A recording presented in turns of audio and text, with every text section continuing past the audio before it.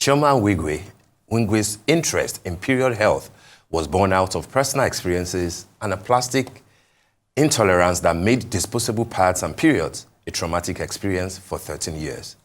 Determined to find alternative solutions to disposable pads, she went into research and uncovered a far more profound challenge experienced by millions of girls in Nigeria and Africa at large, namely period poverty.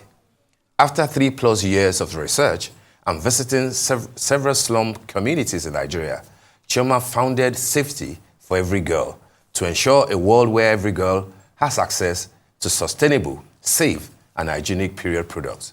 She joins us now to share her experience as well as the idea behind hosting the world's first period summit in Lagos. Good morning, Chioma. Good to have you join us in the studio. Good morning, and thanks for having me. All right, so tell us a lot more about, what you're all about. I've heard about pads, period poverty, a summit coming. Talk to us about all that you are doing. Yeah, so I think you already covered much of it in your introduction, but yeah, while I was studying abroad, I mean, my whole life, I had a plastic intolerance that I didn't know about, right? So in some ways, I personally experienced period poverty because I didn't have access to information. So I just assumed the reaction, the allergies, the hives were all part of it because everybody has something. Until I traveled abroad. While I was studying for my master's, I went to see a gynecologist, and during the check, she noticed, and after running some tests, realized I had a latex intolerance that made it impossible for me to use disposable products. So while I was searching for alternatives, an article just popped up. It was one of the UN organizations, and it had the title, Period Poverty, a Public Health Crisis. And that was the first time I had heard about it. And of course, that led to setting up the foundation. And all of last year, we focused on distribution of products, right? Because we wanted to ensure more girls had access. But at the end of the year, I was a bit disappointed because when you think about the numbers we're able to do in terms of impacting the girls, it's such a small number. As of 2021, there were 37 million girls impacted. And that number keeps rising. So this year, we decided to focus a bit more on awareness and launch the National Essay Competition with the topic, Innovative Solutions to Period Poverty. We have just rounded up the essay competition. We had the award ceremony on Wednesday alongside the world's first period summit. I feel like a big part of the reason why the challenge of period poverty has gone unnoticed for so long is because periods continue to be shrouded in such secrecy. We don't talk about it. We consider them personal. Right. I feel like the more we talk about it, the more we uncover that cloak of secrecy, the more we normalize these conversations, the higher the chance that one, government takes action, and two, period poverty is pushed to the forefront where even private citizens feel empowered to act. The summit, it was a success, I believe, because at least we're having these conversations right now. We're having more conversations around period poverty. Yeah. Well, Chioma, what would I say? Congratulations. Thank you. Happy International Women's Day. It is amazing that you're doing everything at the right time. International Women's Day was a few days ago, and I celebrate you as well as all the women here in the studio, Shaiton and Adesua. And I would like to find out about this demographic or this number that you just called, 37 million people. Were they found in Nigeria, were part of Nigeria, and your Safety for Every Girl Foundation, which you founded after 3 years of research. What is that solution that you mentioned earlier, and how can these people access those disposable pads? Thank you so much. The 7 million are specific to Nigeria, right? And that was the number as of 2021. That was the last time the National, I think it was Statistics Bureau, had the census. I don't know how they came up with the number, but this information the number actually came from the government. That's the number that was released as of 2021. So, of course, I have reason to believe it's even higher, given our history with data. Obviously, as the economic situation in the country has gotten worse, that number, we can assume that number continues to rise. The cost of menstrual hygiene products has doubled over the last year alone. So obviously, without salaries increasing, the minimum wage hasn't gone up. Nothing else has gone up. So of course, we're going to assume that more people are unable to access these products. At the time we started out, after I discovered the latex intolerance and all of it, my first reaction was to find charities that already work in the field and donate to them. But we started talking, and I'm like, okay, when you have your outreach, how many pads can you give a girl? They're like, maybe 2, maybe 3. I'm like, well, 2 or 3, that's like 2 months tops, you know. How does that really take the girl out of the period poverty cycle? And that was when I started thinking, okay, there has to be a more sustainable solution that actually takes them out of the period poverty cycle for a longer duration. And that's when I settled on reusable products. Reusable products, I mean, they have a bad name because people are like, oh, you mean I'm going to touch blood? Like, well, first, it is your blood, not mine. But they're also healthier for you. They're healthier. I mean, that's all I use, so I quite enjoy it. But reusable products, the reusable products that we distribute have a lifespan of up to 2 years, which means that when one girl is empowered for at least 2 years, she doesn't have to worry about menstrual hygiene products. And I feel like that has, in terms of even education, if a girl doesn't have to worry about 2 years and can focus on her studies and go to school and get an education, that, in my opinion, is a stronger impact. We're working on more prototypes. We're hoping to at least get it to 3 years. That way, when we empower a girl, say in SS1, you know that at least till she graduates secondary school, this will not be a hindrance. Based on the breakdown they had, obviously, the North has more numbers. Poverty is also a bit more endemic in the North. So we see much higher numbers there. And in the outreaches that we've done, we've also done the highest numbers in the North as well. I am that person that I'm not trying to see it. But after you've explained this, I'm beginning to understand how important it is. So I want to know in what ways, Safety for Every Girl is going to collaborate with local communities, maybe government agencies and other stakeholders to raise awareness about period poverty and, of course, continue to advocate for sustainable solutions. And I ask this because there's so much going on right now that it seems as if, there are certain things that have been pushed down the ladder, but it's very important. Mm-hmm. So how do you intend on doing this? I remember that at the summit, I was asked, about government involvement, and I'm like, the only way we can eradicate period poverty in Nigeria is to have government involvement. The numbers are simply too high for any one organization or two organizations working privately to take on. And the government has. I was also asked if I think the government has been lukewarm in their reaction, and I don't think they're intentionally choosing to be lukewarm. I just feel like period poverty is just not something we talk about enough. Periods. It's like, even when we chose the name for the summit, Period Summit, people are like, oh my God, can't you call it something else? I mean, period. I'm like, but that's the name for it. Like, that's the name. I feel like the more we talk about it, the more we advocate, then the more government is pushed to act. They did remove VAT, I think, in 2021 from menstrual hygiene products. But judging from the price of the products still in the stores till date, that hasn't done much. And I feel like we can get to a point where menstrual hygiene products are subsidized. Girls do not get to pick and choose when they see their period. We've seen the government subsidize all sorts of things. Condoms are subsidized. I mean, that is regulating consensual sex. If condoms can be subsidized, then menstrual hygiene products that impact women's reproductive rights. Very expensive now. Very expensive. It's on the cover of today's paper. We're very expensive. I was talking with my friend Olive. She's doing very well. And she walked in to buy tampons. She said she walked out angrily because, what do you mean tampons are 15,000 naira? Why? I mean, she walked out and walked to her car and she had to walk back into the store and buy it. But because you simply don't get a choice. Now think about it. Minimum wage is still 30,000 naira. Between feeding and transportation, where can regular people be expected to find 1,000 naira while earning 30,000 naira a month? Find 1,000 naira, 1,500 naira to spend on menstrual hygiene products. And that is just one aspect of period poverty, because there is the lack of access to products, then there is the lack of access to information.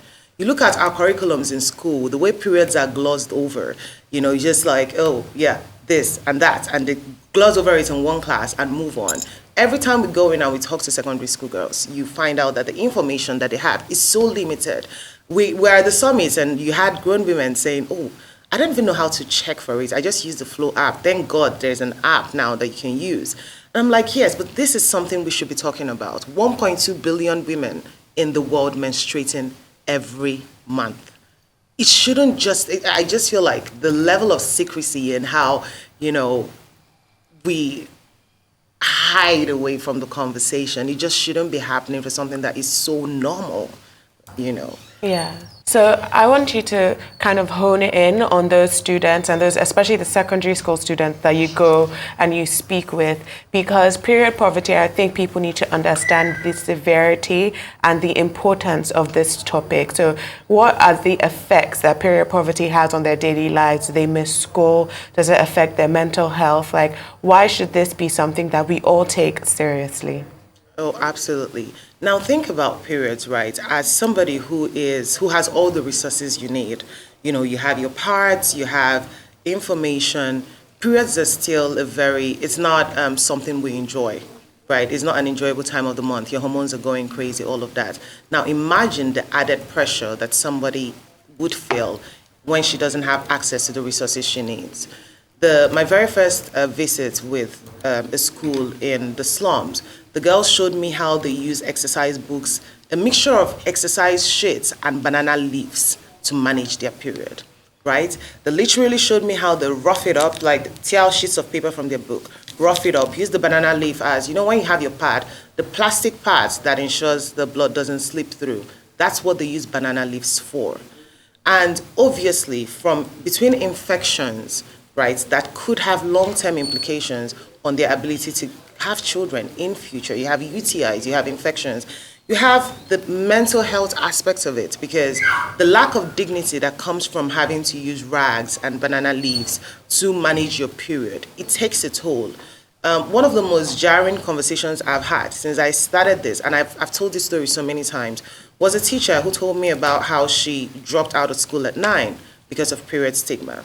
Right, she didn't have the right resources. She saw her period early at 9. Her grandmother gave her pieces of rags, and by the time she got to school, she was stained. There was a whole mockery made of her. She dropped out of school. But what was so jarring about it wasn't that she dropped out of school at 9, is that as a teacher today, she still cannot afford menstrual hygiene products. So you have girls dropping out of school. You have girls trading sex for menstrual hygiene products. Yes. There are all sorts of stories. The national essay competition we just had, I wish we could share some of because the winning essays ultimately weren't the most emotional ones, right? Because that's not why you win. But I wish we could have shared all of the essays or some of the personal experiences and maybe we'll find a way to do it. You will be blown by the personal experiences and the heights girls have had to go to just to assess menstrual hygiene products. So it's not just a health crisis, it's not just a public health crisis, it's a mental health crisis, it's an education crisis. It cuts across so many different facets of life as women, particularly because there's no end date to it, right? Once you start menstruating, you're gonna keep menstruating. So imagine if you're compelled to drop out of school because you did not have access to the right products. It has inhibited your ability to have a better life in future. So your remaining is almost like it's keeping you within the poverty cycle. So it's not just a period poverty crisis, it's also a poverty crisis, just generally speaking. All right, I'm glad that you touched on the national essay competition because I was actually going to come there.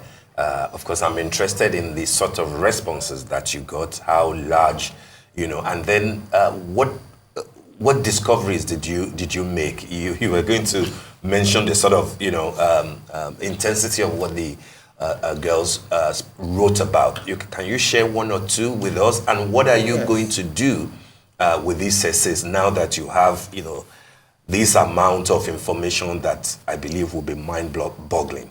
That's one. Second part is off camera. You spoke about reusable pads being elitist elsewhere outside of Nigeria. Can you shed more light on that? Because I will imagine that people will think maybe reusable, the whole out of reusable thing will be where many girls can benefit. But here you are saying that that's a bit of elitist market abroad. Can you share more light on that? Of course. The National Essay Competition, at the time we conceived it, we just figured, well, first, it would help with creating awareness because if people are taking part, then their families know about it, We also, but importantly, we wanted to get into people's head and figure out better ways to handle this challenge, because no one knows it all right, and we certainly don't. So we're hoping that, okay, in sharing their feedback, the topic was innovative solutions to challenge period poverty in Nigeria. So we figured, okay, people are going to come through with some really innovative solutions. And it's essay writing, so we figured we'll get, okay, maybe a couple hundred people will take part.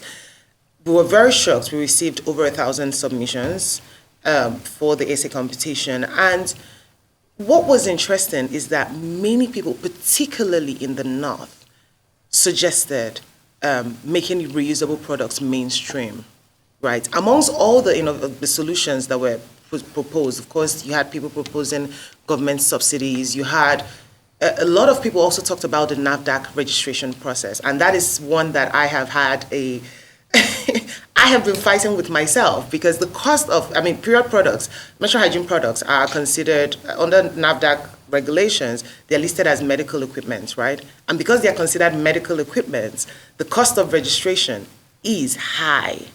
And because the cost of registration is high, you don't have competition, which I believe is also contributing to the high cost of products. Because if you have market monopoly, what's the incentive to reduce your price, right? So some of the major innovative solutions we've seen is for, NAFDAC to make the process less restrictive for local manufacturers, so that more people, like local communities, it's reusable. If people are using purely organic material, it should be easier to register, right, without compromising quality, and of course knowing that it's sensitive, it's a very important product, it's very sensitive, and infections and all that. So we get that. So we had people recommending that, we had people recommending reusable products. Now, what I said off camera about reusable products being elitist abroad, in Canada, the average reusable pad, one piece will be about $23 to $33 for one, right? It is not cheap by any stretch of the imagination, and you have the vast majority costing even more than that. It is considered elitist because at a certain level, generally speaking, you become more conscious about what goes into your body. I don't want, the plastic that comes from disposable products. I want something more sustainable. I want something more green. And we find that it is more elitist people that care about these things, right? But in Nigeria, it's considered, it's something for the poor. And I'm like, wait, what? And what's interesting is that obviously I've turned all my family and friends to guinea pigs for testing the products. Every single one of them that has tested the products hasn't gone back. And I'm like, yeah, we're not, they're like, okay, when are you starting sales? I'm like, well, for now, we're not selling. Once you use it, the comfort is mind-blowing. I'm telling you honestly. Maybe, I don't have a choice because I have the latex intolerance, but I find that I'm a lot more comfortable. My periods are a lot more comfortable since I started using them. So I can understand why they are a bit elitist, because they're made from bamboo and cotton, and these are fabrics that your body naturally would enjoy a lot more than the latex and the fabric of the disposable pads, and you don't have to deal with the smell as well. So that's an added bonus. All right. So Chioma, you are not selling these reusable pads? Not at this time. You're not selling them. So how can people access it? And I understand, is your charity distributing it to young girls in the North? Where is that distribution? And how did you find the demographic of the young girls that are accessing these reusable pads? Yeah, so far we have done outreaches in the eastern part of Nigeria. We've done in the west, and we've done in the north. The north we've done the highest number of outreaches in the north, and that's primarily because when we did our research, we found it to be more endemic, right, in the north.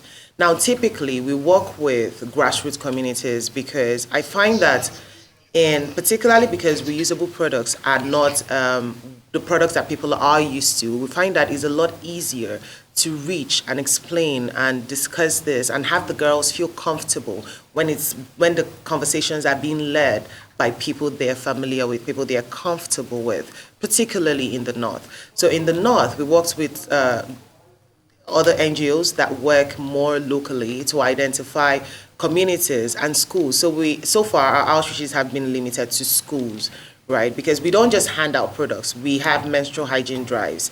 Like I mentioned earlier, period poverty, while it includes the lack of access to resources, menstrual hygiene products, it also includes lack of access to information. So we have menstrual hygiene drives where we hand out the products. But before we do, we have, for a full 1 hour, we're discussing what is a period, answering all of the questions they have about menstruation and their bodies during that time.